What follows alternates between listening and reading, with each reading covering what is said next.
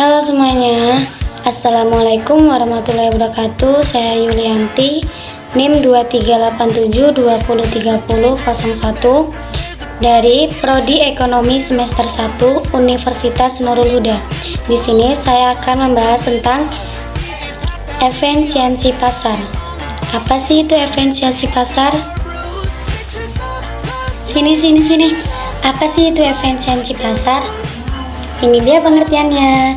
Jadi, efisiensi pasar adalah kecepatan, keakuratan reaksi pasar terhadap suatu informasi untuk mencapai harga keseimbangan baru. Jadi pada intinya, efisiensi pasar ini sangat berfungsi karena dia sebagai keseimbangan pasar atau produk-produk baru yang diciptakan dalam sebuah perusahaan. Jadi itu ya pengertian efisiensi pasar. Oke, lanjut. Jadi efisiensi pasar itu dua yang akan saya bahas. Yang pertama, perencanaan sosial yang baik. Yang kedua, mengevaluasikan keseimbangan pasar. Untuk yang pertama, kita akan membahas tentang perencanaan sosial yang baik. Nah, untuk keterangannya saya taruh di sini ya. Perencanaan sosial yang baik itu sendiri adalah harus memutuskan bagaimana mengukur kesejahteraan ekonomi dalam masyarakat.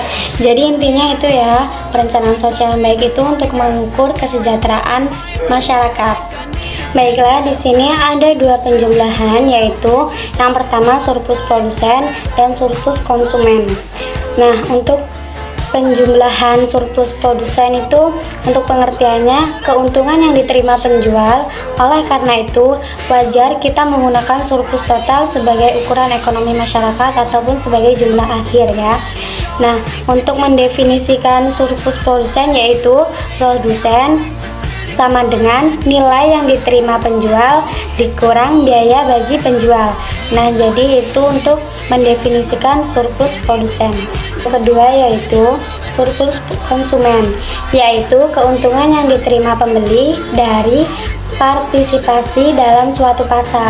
Nah, di surplus konsumen juga ini ada cara mendefinisikan surplus konsumen, yaitu surplus konsumen sama dengan nilai pembeli.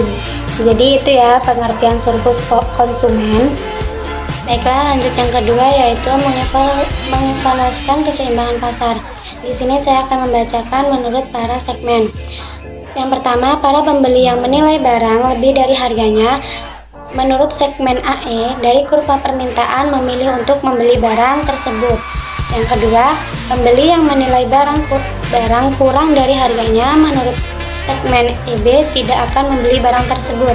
Dan yang ketiga, begitu juga penjual yang biayanya lebih kecil daripada harga jualnya. Menurut segmen CE, pada kurva penawaran memilih untuk memproduksi dan menjual barang tersebut. Dan yang terakhir, penjual yang biayanya lebih besar daripada harga jualnya. Menurut segmen ED tidak akan memproduksi dan menjual barangnya. Di sini ada pengamatan yang mengarahkan kita pada tiga pemahaman mengenai hasil-hasil yang diperoleh di pasar. Yang pertama yaitu pasar bebas, mengoleksi penawaran barang-barang kepada para pembeli yang menilai barang-barang tersebut dari harga yang paling tinggi dan yang mana hal tersebut diukur dari kesediaan mereka untuk membayar. Nah, yang kedua, pasar bebas.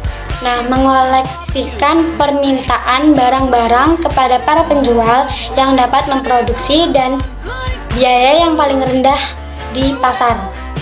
Yang ketiga yaitu pasar bebas memproduksi, jumlah barang yang dapat memaksimalkan jumlah surplus konsumen dan surplus produsen. Nah, itu tadi yang saya bahas, yang saya presentasikan hari ini melalui video ini, dan semoga bermanfaat untuk yang melihat video ini. Dan saya akhiri. Wassalamualaikum warahmatullahi wabarakatuh.